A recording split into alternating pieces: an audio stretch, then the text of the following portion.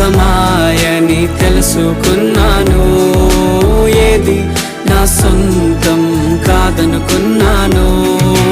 తప్పిపోయిన కుమారుని నేనైతే నా కొరకై నిరీక్షించే తండ్రి నా యేసు. తప్పిపోయిన కుమారుని నేనైతే నా కొరకై నిరీక్షించే తండ్రి నా యేసు.